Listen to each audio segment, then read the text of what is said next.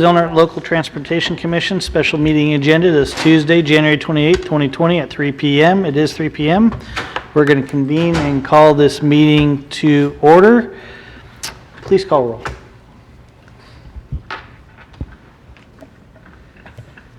Commissioner Gitlin. Here. Commissioner Hemmingson. Here. Commissioner Inscore. Here. Commissioner Keim. Here. Policy Advisor Member Suresh Ratman. Here. And Commissioner Howard. Present. Okay, please join me in the Pledge of Allegiance. Okay. Ready? Begin. I pledge allegiance to the flag of the United States of America and to the republic for which it stands, one nation, under God, indivisible, with liberty and justice for all. All right, at this time, I'd like to take any public comment. Seeing none, we'll go ahead and move and adjourn to the Policy Advisory Committee. Item number 1 under Policy and Administration is Crescent City Sunset Circle. Tamara? The TAC met at 1 o'clock today to discuss this item. It's an item of urgency for the city of Crescent City. I'm actually a little surprised that the city staff is not here. He's on his way. Well, I don't know why he's not here. He left before I did, so. I'm just, we can move forward. I'm just surprised that the city staff is not here because it's such an important topic for them.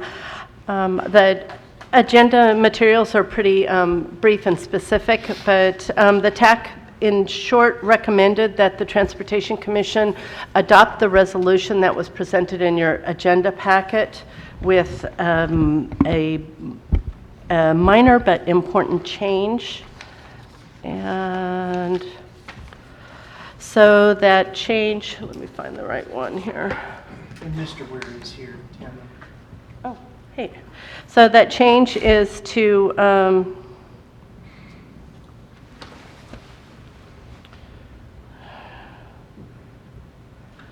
well, shoot, I think I have a type error on this, so I'm just going to have to read it to you. That change is to reimburse to the city a sum not to exceed $60,000 for Sunset Circle design phase if the property owners don't agree to the right-of-way needed in Design 2 by February 4, 2020, and to allocate to the city on a reimbursement basis a sum to not exceed $20,000 for Sunset Circle design phase if the property owners do agree to accommodate for minor right-of-way requirements that are part of the property owners' agreements. That was the recommendation of the TAC.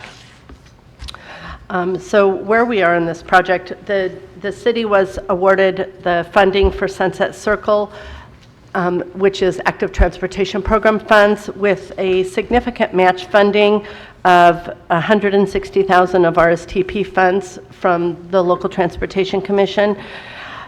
They additionally received $42,000 of RSTP funds for a second design. They problems developed with the property owners where they had written commitments from property owners, but not binding commitments. And so they're having challenges now, and the way that we're addressing this is what Mr. Olson calls a two-prong approach. While we have some belief that the city is going to reach resolutions with the property owners, come to a resolution, and that they will only need $20,000 or less of more money, there is a chance, because of the nature of the way the right-of-way commitments have unfolded, that there won't be any agreements, and we do need to do what we can to deliver the project in partnership with the city. This is important because it's an important project. It's a good project for the region. It really is. It's a good project for the region. When we selected this project to move it forward to the ATP process, it was by far our most competitive process. And in fact, it received state-only funding, which makes the project much more easy to navigate. The other thing that I want the commission and the city especially to understand is that if the city does not deliver this project, they do need to pay back all of the funding spent to date. That's not just the state ATP funding, but that's all of the funding that that they have spent of the RSTP funding. That's not a policy of the Transportation Commission. That's a requirement of the fund source of the Regional Surface Transportation Program funds.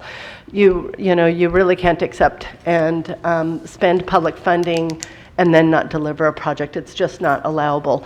That payback wouldn't happen immediately, but there isn't any vision right now that a fund source for this type of project other than ATP funds would become available.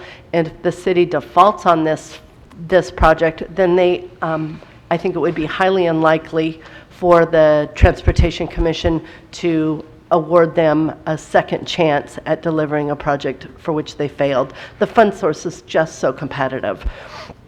So again, the TAC made a recommendation that we adopt this resolution as I've read it to you. The one that you have in front of you has an error in it, so I would need to type it up without that error, provide it to the chair. I can read it again if you would like. It was basically what's in your agenda packet with an additional provision that if there is an agreement for the right-of-way from the property owners, that the city would get an additional $20,000 to resolve the minor changes that are part of those new agreements. Okay. All righty. First off, thank you, Vice Chair Howard, for getting the meeting started. Let's take commissioner comments or questions for the director. I would move staff's recommendation to pass this resolution. Okay. I'll second that. There's a motion and a second. Any other questions or comments from directors? Eric, would you mind just going down the funding on this? Because I see the resolution is for $60,000. The total package is $640,000. Can you just break down the funding? Looking at the different numbers here, it all adds up to 640, and the breakdown is No. okay. Thank you. If you can explain the breakdown on the funding. Just so it's all for the record. So Eric Weir, city manager, and I don't have the exact table in front of me, but I can give you approximates. So the $640,000, that was the ATP portion of it. So that was the state funding from Caltrans for this project.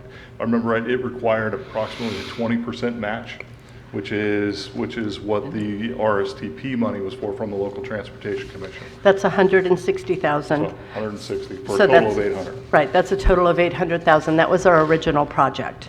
The second phase, so that's what we started with. This was a project from the get-go that basically started from scratch. It was, we had a community need for this trail to go along there to connect the harbor portion to the existing trail that has the pedestrian bridge and the parking lot there right by Elk Creek for the city.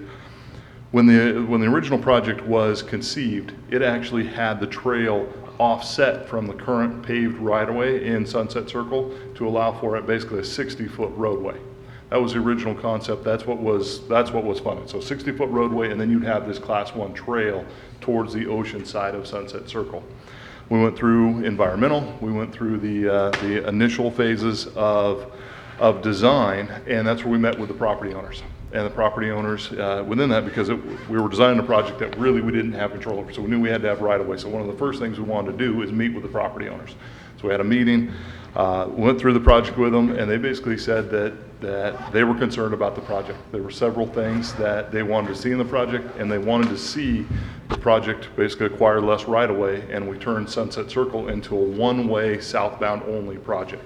So at that point, we stopped the project where it was, redesigned the project with those concerns addressed by the property owners, and that's what Tamara was talking about where we met. They all said basically they came back with a list of things they wanted to see in the project. They signed that. We went back to the Transportation Commission. That's where we asked for the approximate $40,000 for additional design money to redesign it with those considerations in place. Got through the majority of it, which you have to get through to get to right-of-way. So you have to get through basically about 90% of design or so to really start to acquire right-of-way again. And actually get the right-of-way drawn up, all the documents drawn up. We got to that point a couple of months back. That's when we met with property owners again. Several of the property owners liked the design. signed off, we're moving through right away just fine with that. There's one particular property owner that, even though we had thought we'd come to an agreement, they still were not in favor of the project at that point. So that's where we are today. We had multiple meetings with them last week. This is a top priority for the city. As the executive director stated, there's a lot at stake here. It's not just a project, but there's also the commitment that's already been made by RSTP funds that the city would be on the hook for if we don't deliver. So that's not an option from the city side. We're going to deliver this project. It's either we deliver a project that has a nice fence and it has lighted bollards and it's really one that I think we'll be proud of as a community.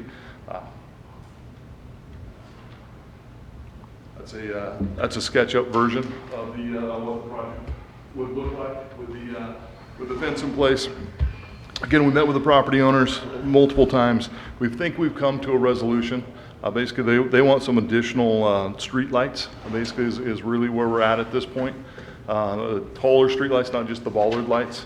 So that's what the original or the additional design money would do, is to be able to add that infrastructure in along the trail project and get it redesigned.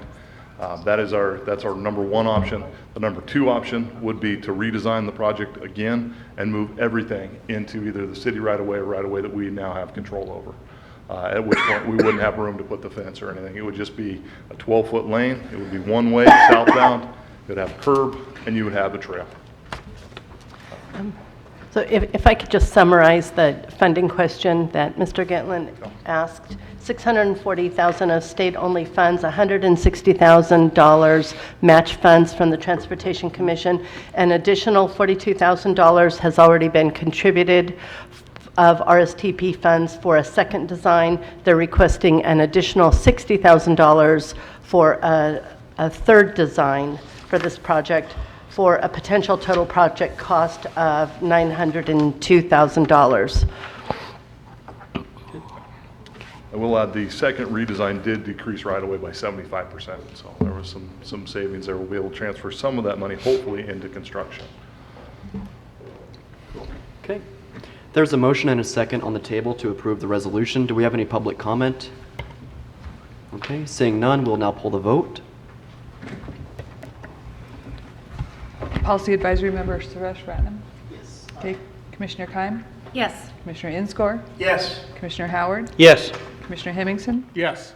Commissioner Gitlin? Yes. Chair Fallman? Yes. And the motion carries and the resolution is adopted. Commissioner comments and reports. Anything else from the commission? Okay. We'll now adjourn as the Policy Advisory Committee and reconvene as the DNLTC, and by polled vote, approve and adopt the actions taken by the Policy Advisory Committee. Do I have a motion to approve the actions taken by the Policy Advisory Committee? So moved. Motion, second. Second. Motion is second. Please pull the vote. Commissioner Keim? Yes. Commissioner Inscore? Yes. Commissioner Howard? Yes. Commissioner Hemmingson? Yes. Commissioner Gitlin? Yes. Chair Fallman? Yes. And the motion carries. We will now adjourn until the regular scheduled meeting on Tuesday, February 4th, 2020 at 3 p.m. Thank you, everybody. Thank you all for coming together.